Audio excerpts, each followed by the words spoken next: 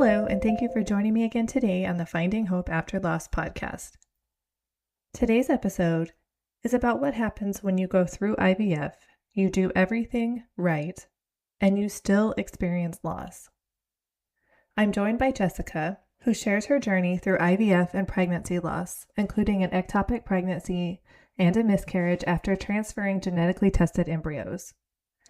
Jessica's story also includes navigating a rare genetic condition affecting her son, which led her family to pursue IVF with genetic testing in hopes of avoiding passing it on.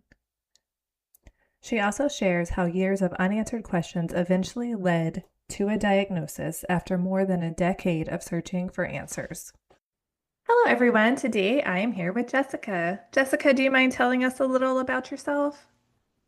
My name is Jessica. I live in Arizona with my husband and our two sons.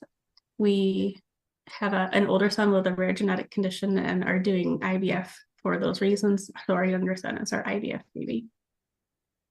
Is it hot in Arizona right now, or is it still? It is strangely hot. We basically skipped winter, which is very disappointing because that's when we get outside. But it's supposed to get up to 90 by the end of the week, and we're really bummed. My older son can't regulate his body temperature and will faint if he gets too hot. So I'm not ready to start hibernating yet. Oh no. Yeah, and I was here, I'm in Texas, and I was like, ugh, it's already 80 here, but yeah, Yeah, 90 sounds worse. I'm like, it's February. Come on. I know. This is when we go outside. I know. Don't take our short, Yeah. window of time away from us. Yeah, so do you mind sharing a little bit more about your journey? Yeah. So, I mean, up until my husband and I met, I did have a early miscarriage when I was a teenager. I mean, honestly, given the circumstances of life, it doesn't surprise me that it happened, but it was still obviously a devastating thing to go through. So when my husband and I did start trying to conceive, I had a possibility of an endometriosis diagnosis, but my insurance wouldn't cover any of the necessary procedures to confirm it. So my doctor basically said, why don't you guys just start trying? And if you have any trouble, we can use that as leverage with insurance. And Which is ridiculous, by the way, that yeah. insurance won't cover things like that. Yeah, that's a whole story there too. But so we had some struggles trying to get pregnant. Of course, you think it's like, oh, I get off the birth control pill and it's going to be super easy. And it just wasn't. And once I had a provider tell me to start tracking my ovulation, it was just kind of, whenever it felt like it. And so that was our main issue, I think. But once I was able to get pregnant with him, the past trauma kind of just showed up unexpectedly, even though it had been, 10 plus years since that had happened. I remember thinking, oh, if I can just get further than I was that time, then I should be safe. And it was just I didn't expect the anxiety to be so heavy with it being, such a huge gap between those two pregnancies. Fortunately, my pregnancy with him was super boring. And up until delivery when he decided he did not want to come out. But when he was about 15 months old, and I apologize, you might hear him in the background. He was diagnosed with a rare genetic condition called MECP2 duplication syndrome. It's an X-linked condition, and so as soon as we found out that it could be linked to me, we basically kind of put life on hold. We were actually trying to conceive another baby at the time, and so that kind of made us stop and wait. My test came back positive, which honestly for me was reassuring because it gave me that option of like, okay, we know where this came from. And so we can prevent, or try to prevent another baby from being affected. It is considered a terminal diagnosis. And so it's definitely something that we didn't want to take the chance to pass on because each boy has a 50% chance of being affected. So we decided to pursue IVF pretty quickly after that, since I was already deep in the thicks of baby fever. Mm-hmm. The IVF process was definitely not what I expected. You hear all these stories of people just getting like dozens of embryos, and it's just, they have so many they don't know what to do with. And going through IVF with using PGT-M testing, they're looking for the single gene mutation. And that I didn't realize would significantly reduce our numbers. So our first egg retrieval, we had one unaffected boy. And I just remember thinking like, gosh, I just failed this already. We decided to pursue a second retrieval and got another unaffected boy and two girls that time. Our Can I first, ask a quick question? yeah. You said is it only males you said that are affected? So in super rare cases, girls can be. It's super duper complicated, but there are Okay. a few girls who are affected, but it's a kind of a unique and very like really rare situation. Okay. Yeah. His conditions, so just a brief kind of so people kind of understand a lot better. The MECP2 duplication primarily affects boys. It's an overproduction.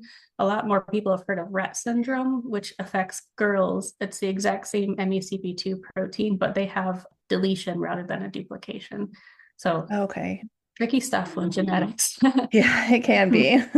Yeah. So our first transfer cycle actually went like super well, and apparently my younger son made it look super easy because it was successful. My pregnancy with him was really really difficult, but he managed to get here safely, and a ton of anxiety the whole time. I feel like going through IVF you have this like additional pressure of like everybody is like relying on me for this to work.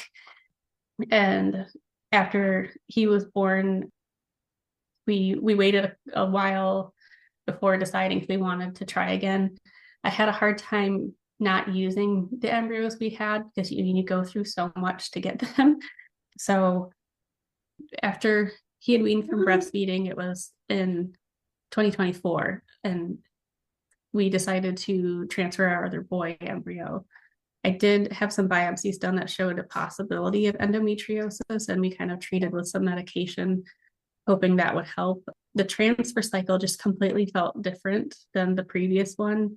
And even, after the transfer was done, I'm super in tune to like symptoms and things, and I could just tell something was not right. I kept having weird twinges on my right side. And I just kept thinking, oh no, where did you go? So when we went in for the first ultrasound, he was in my right fallopian tube. So it was completely surprising. I just never had expected something like that to happen. The team, jumped in really quick, and we had decided that going into emergency surgery would be the best option because he was already pretty big. And it was just one of those like they had said it was super rare and kind of a fluke thing, which apparently I just fall on the wrong side of rare.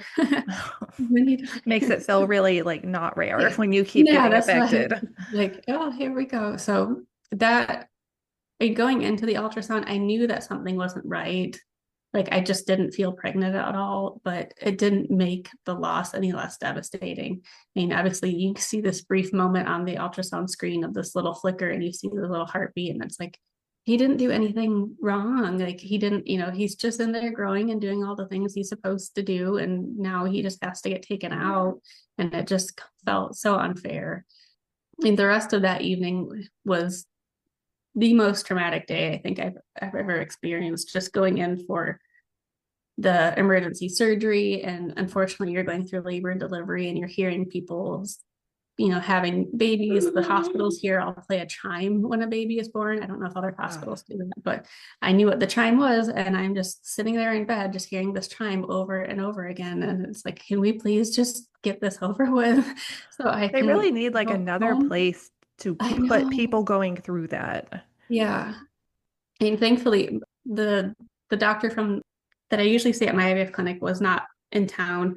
The other doctor was very compassionate. She had actually gone through an ectopic pregnancy herself before becoming a fertility doctor. So, I mean, it was, kind of a blessing to have her there, but it didn't make the experience any less traumatic. I just remember just fighting everybody. Like, they're trying to like forcibly put a mask on me to go under anesthesia. And I'm like, I don't want to do this. And so, it was just a lot. And I mean, recovery and everything was just, everything was just so fast. And I think it took some time to really sink in.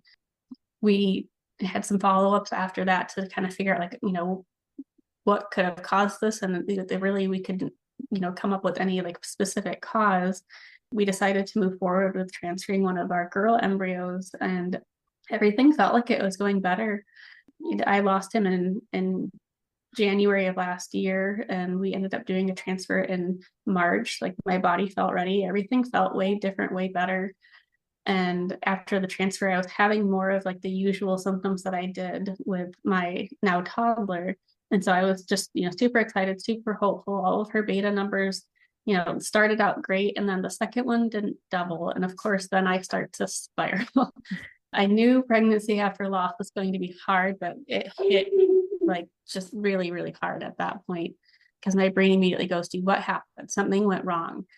And so I started going in for weekly ultrasounds, and everything seemed to be fine. She was in the right place. She had a strong heartbeat. After a few weeks of ultrasounds, we skipped a week, and then I was going to go in for my graduation ultrasound, which is where they have you move on from the IVF to your OBGYN. And going into that appointment again, I just had a feeling. And I hate that, like, you can't tell. I was like, is it just my anxiety messing with me, or is it actual like gut feeling or intuition? But I just, Right. something didn't feel right. I wasn't having like the usual pregnancy symptoms, and everything else, the symptoms I was having just had stopped. And so when they did the ultrasound, she really didn't look too much bigger than the last time I had seen her. But I remember with my toddler, when we went in for his graduation ultrasound, like, he was wiggling and moving and all these things, and she wasn't. So the doctor quickly stepped in and was, messing with the screen and trying to adjust things. And she just said, I'm so sorry, I'm not seeing it. I'm not seeing what we need to see. And she didn't have a heartbeat anymore. The approximate size that she was just a few days after my last ultrasound. And so I just, of course, start spiraling, like, what did I do that day? Was it something that I ate? Would I, do this and that? And just like trying to figure out, like, what could I have done wrong? I mean, this is a genetically tested embryo, like extra genetic testing, even so, but it was just one of those, like, I could not believe 2 losses within like 5 months of each other, and both of them being IVF losses, and both of them being a very rare situation. So last year was obviously just the most traumatic year of my life. I did with her opt to do a DNC, and just because I needed things to be done and not draw things out more. But between the emergency surgery for an ectopic and then that, the amount of medical trauma I now have is very significant too. So at this point, we have 1 embryo left to kind of try and investigate, like, what could have happened and what went wrong. And we did a ton of blood work last year and all sorts of investigating. I ended up meeting with a specialist at the Mayo Clinic who specializes in endometriosis. I had surgery in October and was diagnosed with stage 2 endometriosis. So from the time when I was, had seen my previous OBGYN to actually getting the endometriosis diagnosis was 13 or 14 years. Oh my gosh. And that is just ridiculous. Yeah, I was shocked. And even the surgeon said, based on your symptoms, I don't know if you have endometriosis. Like, and so when he came back and said stage 2, I was like, oh, wow. I wasn't expecting, to find anything, but, it was reassuring because, that could be the main culprit of everything. While he was doing my surgery, he did remove my other fallopian tube. If anything, it just gives me more reassurance that, another ectopic should be off the table. Yeah. And they found out I had a C-section scar defect called an isthmosele, though they repaired that too.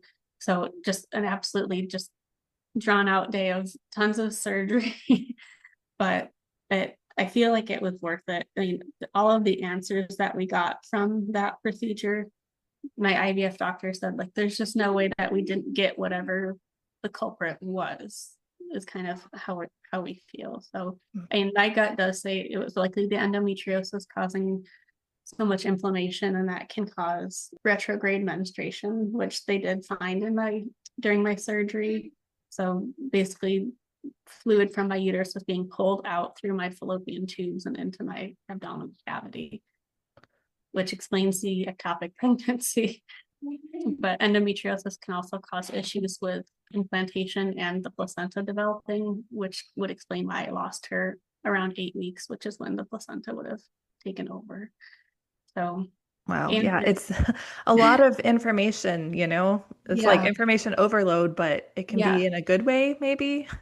yeah. I remember like on one hand, like it was nice to kind of have some answers, but it really didn't give me that like closure because I'm still like, well, I'm still very angry about Yeah. everything that happened. Answers aren't going to bring back, and it's just one of those like, gosh, if I could go back in time and like we would have known this and we would have known that, then we could have tried to prevent, losing, two babies. And I hate the idea that I had to lose two babies in order to get these answers, but that's just where we are right now. Yeah, no, that's what's so frustrating. And I've heard it so many times about endometriosis being the hardest thing to actually get a diagnosis and some kind of treatment for, because I know that it's not easy to diagnose, but when you're complaining of certain symptoms or having these losses or having things like that, I feel like they should jump on that a little sooner. Yeah.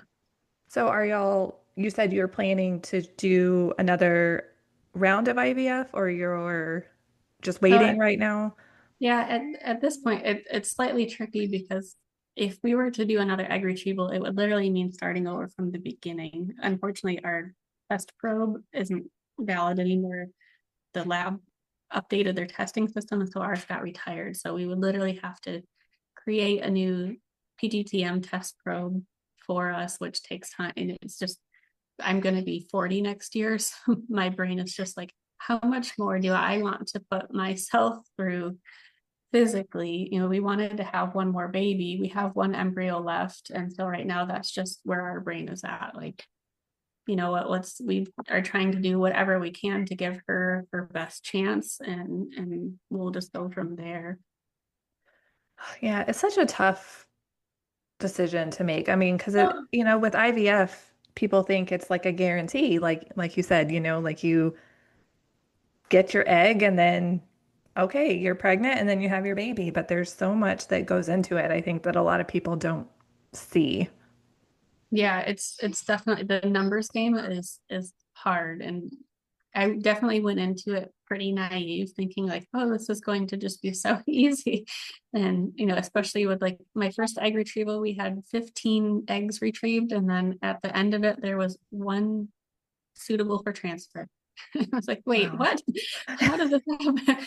But I talked to other carriers who have an X-linked condition, not necessarily the same one, but it's the same statistic. And some of them have zero at the end. And I was just, having the one, I just had to remind myself, like, we're very fortunate, but just like it takes so many egg retrievals. And that's the most physically daunting part of IVF and part is the egg retrieval, 100%. Is it pretty physically taxing on you?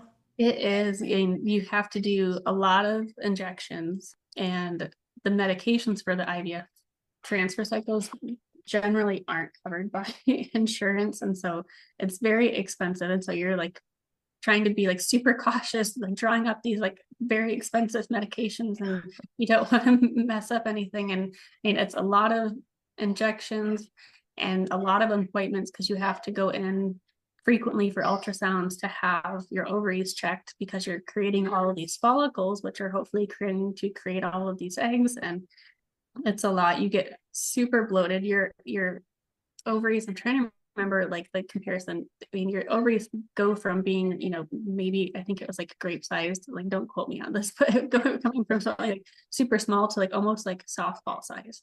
Oh, wow. And it's uncomfortable.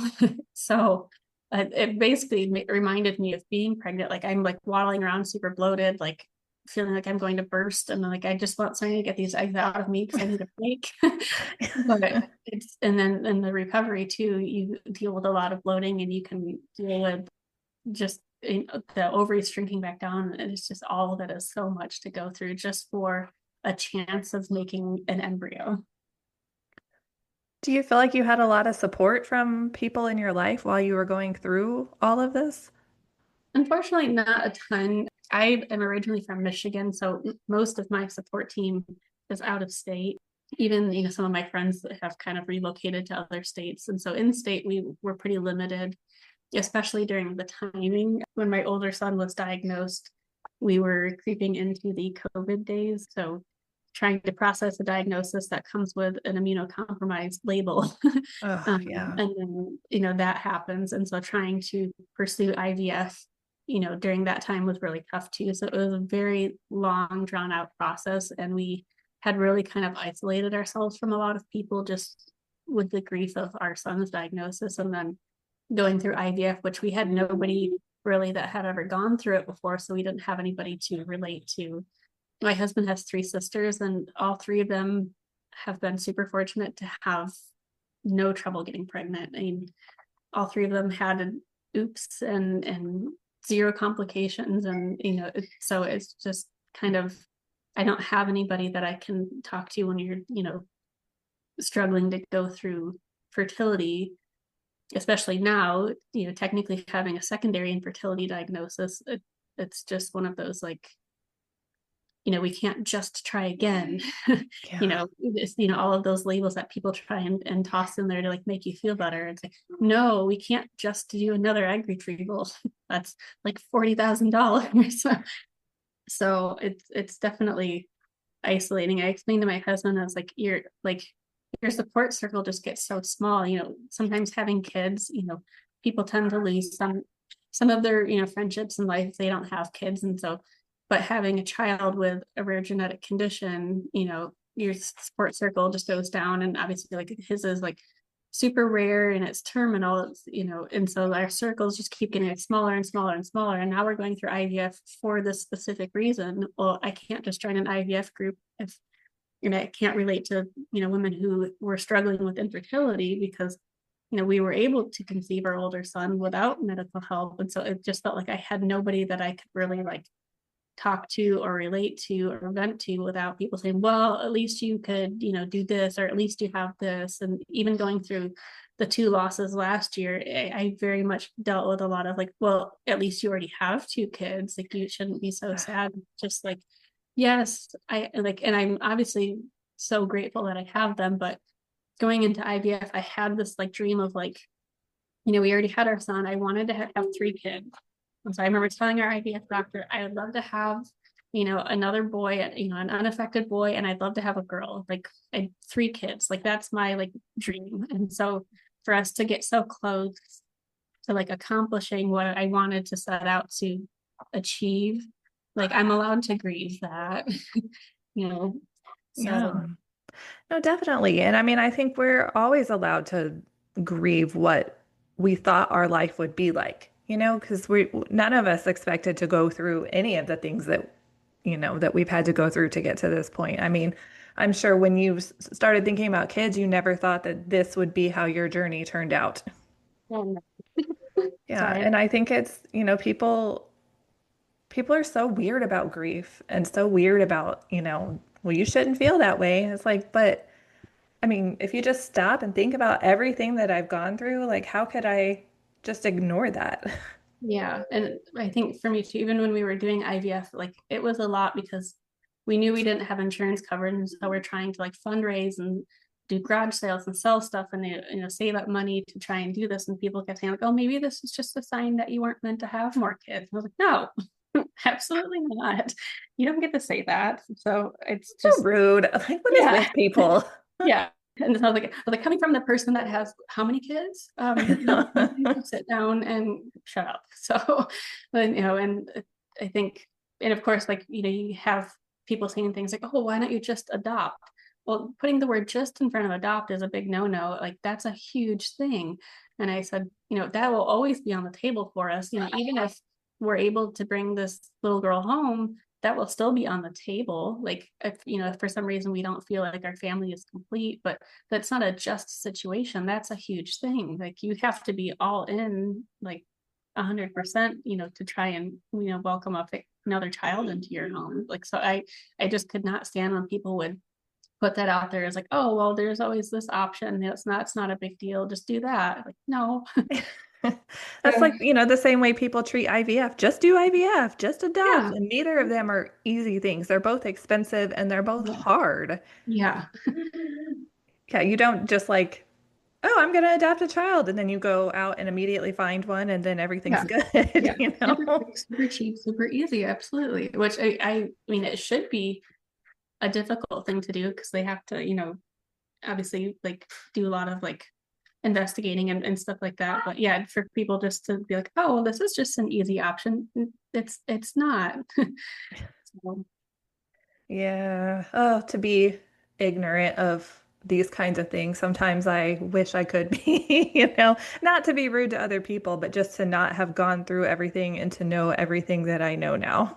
yeah. Well, and even with the surgery last year, that the C-section scar defect that they found was super interesting because with my IVF baby when he was born, both of them were C-sections. My older son was a super unexpected traumatic birth. He was just super difficult, did not want to come out and did all sorts of crazy things. And so with my second delivery, it was, a scheduled C-section. So I thought it would, and it was a much better experience, but he ended up having what they call a uterine window where my uterus was basically ready to rupture and you could see him through the wall of my uterus. It was translucent, Oh, wow. which explained why I was having just a miserable time being pregnant with him. But apparently, my uterus didn't heal like it was supposed to even after that. And so the C-section scar defect at the thinnest point, my uterus was only 2 millimeters thick. And so this surgeon that I saw, thankfully, specializes in repairing them. And he said, like, if we hadn't found this and we hadn't fixed it, and you got pregnant again, there's a real possibility that your uterus could have ruptured during pregnancy. So then, Wow. another loss and potentially myself as well. So it was last year was just, I call it like the year of WTF because everything that happened, I was like, what the? Okay. Just every time somebody like gave me like another diagnosis or a little bit of information, I was like, yep, sure, why not? Okay. Yeah, let's just pile them up. Come on, let's just get Yeah. it all out of the way now. I was like, nothing surprises me anymore. Okay, great. That sounds wonderful. Is the C-section defect or the scar defect, is that something that's common? Do you know? I feel like now that I've kind of found out about it, I've learned, of other people having one also, but I also feel like it seems like people who have experienced secondary infertility after having C-sections, like that's something that doctors need to investigate more because it can, depending on the size of it, it can be like, it's like it can almost act like a pouch in your uterus and how it can collect fluid. And so, excess fluid in your uterus can obviously affect implantation and all different things. And I feel like it just seems to be something maybe like more investigated or just something that hey, we're having issues and I've had C-sections. Like it was an MRI, it didn't take too long, and so like the testing for it was pretty easy. Obviously the surgery wasn't, but Right. that I'm still recovering from. But I do feel like it's one of those, like it's probably underdiagnosed. Yeah, and I mean, checking for it sounds like that wouldn't be too hard. I mean, especially in people who are dealing with, as you said, the secondary infertility and who have had C-sections. I mean, Yeah. it seems like one of those things like, why would you not just check for it to be sure? Yeah. And even like since I had all of my procedures last year in one of the IVF support groups I'm in online, somebody had mentioned like they were getting referred to the same specialty clinic that I went through. And they're like, oh, but my doctor's not thinking that I need to do the MRI, but I've had a C-section. I was like, do it. Do the MRI. Oh, even if they find nothing, fantastic. I mean, honestly, it was like it's worth the peace of mind. I was like, if you're already going through the whole process of like the surgery, you just do it. Yeah. Yeah. I mean, yeah, like you said, if they find nothing, great. Okay, at least you Yeah. ruled it out. Yeah, I mean that one MRI, like it found that, but I ended up finding like other like random things. Like I ended up having to go to my GI doctor again, and having like other testing and stuff done. The chain of like diagnosis journey last year was just absolutely insane. I ended the year with a diagnosis of called Barrett's esophagus, which is basically like a precursor to precancer, which can turn into esophageal cancer. And so now I have to go in yearly to like monitor that to make sure that it's not progressing into anything cancerous. And I was like, well, why not? Ugh. Like it's like I was like, how did we get here again? I started the year pregnant and I ended the year with this like long list of things that we finally figured out was wrong with me that took 13, 14 years to get here. So yeah. Ugh, I'm sorry. I mean, that just sounds, like you said, like the worst year. I mean, Yeah. hopefully this year is going to be much better for That's you what I'm now that hoping. you Yeah. finally have some answers on things and hopefully, can come up with a plan to get your last embryo safely here. Yeah. The current, I wouldn't say joke, but the current thought process is with this. So this last embryo, she obviously has to be a princess for needing all of these special accommodations done before we can even consider transferring her. But I had made a joke to my therapist about like, oh yeah, the apartment has been renovated and all these updates done. We're just waiting for the paint to dry before she can move in. And my therapist goes, no, no, no, it's the palace.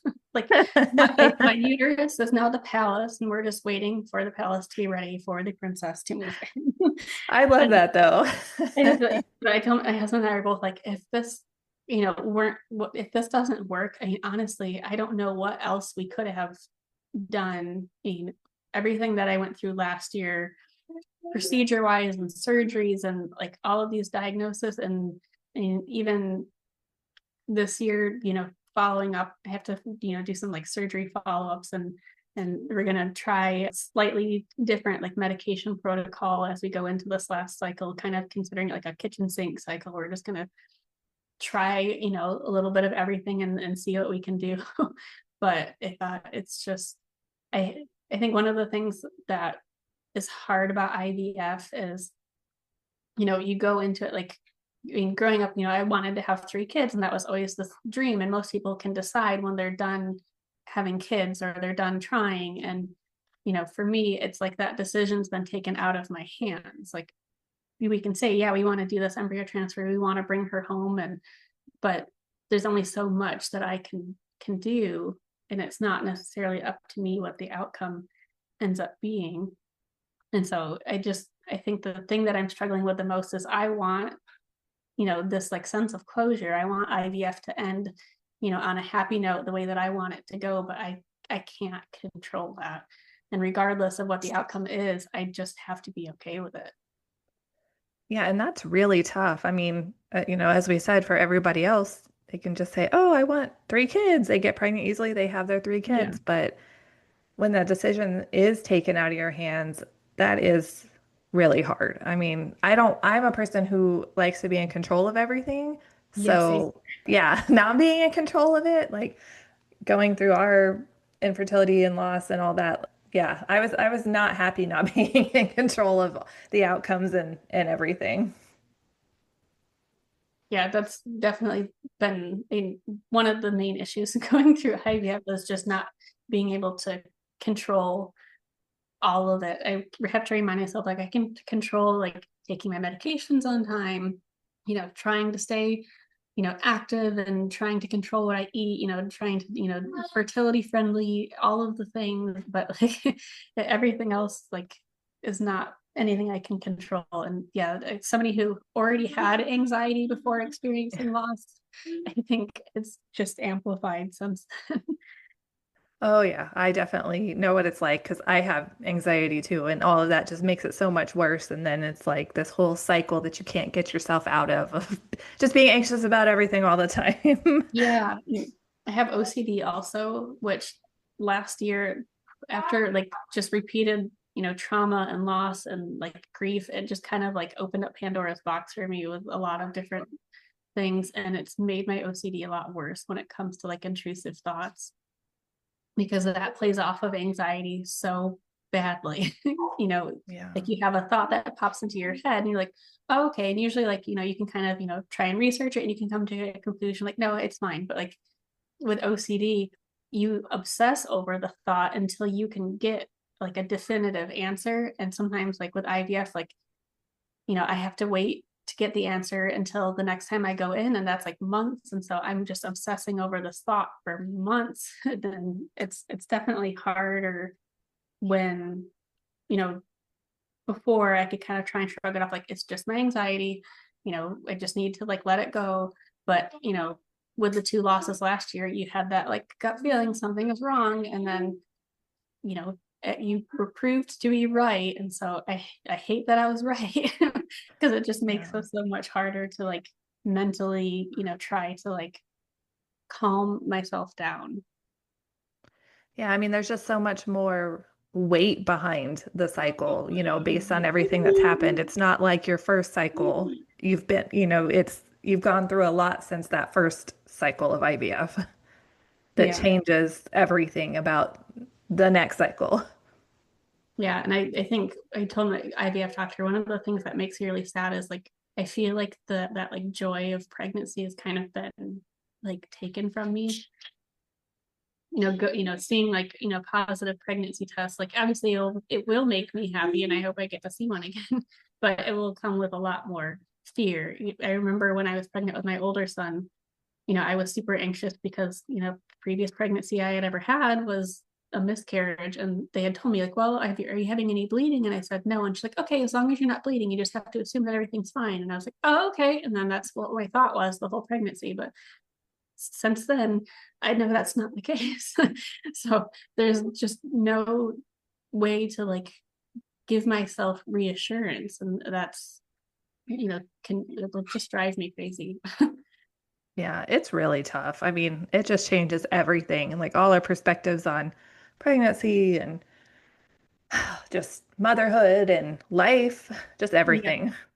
I remember while I was pregnant with my daughter, my husband, I was super nervous, and like I knew, like I said, like a pregnancy after loss is just difficult in just very new ways, and so I was kind of just trying to allow myself to explore those feelings. And he's like, at what point are you going to be okay? Like, are you ever going to be okay? Like, just be like fine and like accept that you're pregnant and everything's okay. And I was like, no.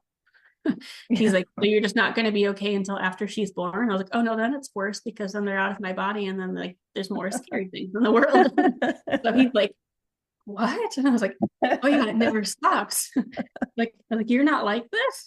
Like I lay awake at night thinking about like all All the these bad things that could ways that possibly happen. I Yeah. could get hurt or happen. And like, yeah. So Well, is there anything else that you'd like to share, add about anything? I mean, not necessarily that I can think of. I mean, I guess really like the main thing that like I have learned from everything that happened last year is like if you feel like something's wrong or like there's some sort of like an answer that you're looking for, like your doctor should be able to kind of help like come up with some sort of a plan. I mean, I was fortunate, like I don't know what's going on, you don't know what's going on, like just getting referred to somebody else to have another set of eyes and kind of look at things like made a big difference. And then just like I said, like seeing people say like, well, I don't know if I want to do this test. I think I'm going to opt out of it. And my brain is just like, it's not worth opting out of. It may be okay and you may be totally fine, but then like what happens if you're not? And then, it's just with IVF, like you're doing everything you can to get pregnant. And for me, like it's not like anything that I would want to try to like, not a game of chance or trying to like gamble on like, oh, it'll probably be fine or probably, won't hurt anything. But I just feel like the anxiety with all of it is obviously justifiable. And yeah, I don't know. I think anyone going through IVF maybe should just like make sure they have a therapist. Just lined up. I think that's good for everybody. Yeah.